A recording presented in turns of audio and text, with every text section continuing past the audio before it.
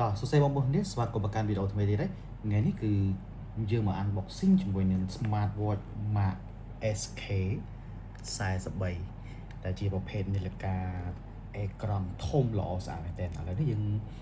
unboxing អ្នកនរគ្នាចំពោះនាឡិកាគឺមានពីរពណ៌បងប្អូនចឹងយើងបើកអបមកបែបនេះស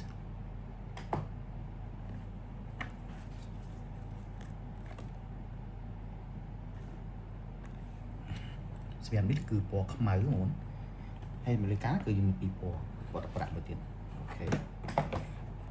បើកមក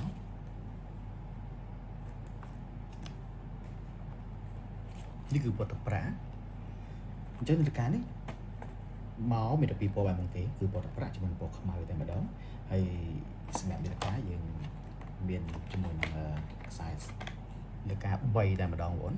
ខ្សែជ័រជាប្រភេទស៊ីលីកូនទន់ល្អបងប្អូនណាទន់ល្អមែនតើ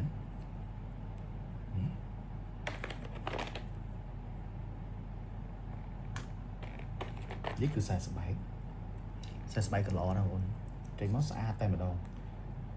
ណាពាក់ទៅគឺអត់ឈឺដៃទេសម្រាប់ខ្សែស្បែកនេះហើយជំរឿនទី3នោះគឺខ្សែដែកតែម្ដងបងប្អូនខ្សែដែកបងប្អូនដាក់ទៅស៊ីជាមួយនឹងនាឡិកាយើងតែម្ដងនេះអូខេអញ្ចឹងនាឡិកាមកអស់វាមានខ្សែដល់13តែជ័រខ្សែស្បែកខ្សែដែកហើយសម្រាប់ទឹកប្រាក់ក៏ដូចគ្នាតែម្ដងបងប្អូនតែជ័រខ្សែដែកខ្សែដែកបងប្អូនហើយយើងឃើញគេគឺវាស៊ីជាមួយនឹងខ្សែដែកនេះតែម្ដងបើយើងដាក់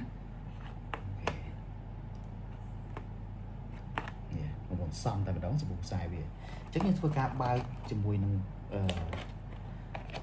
នាឡិកាតែម្ដង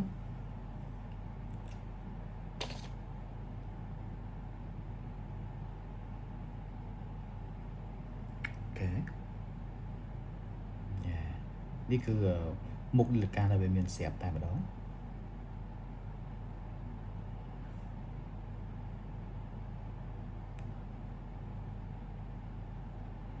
អូមានស្អាតទេ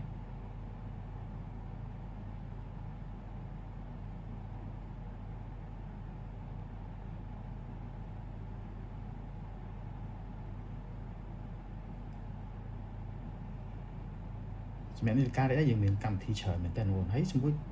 smooth របស់វាដើរ smooth មែនតើណាបងណាយើងមើល type របស់វាអូចក្រមកគឺវាមានដូចជា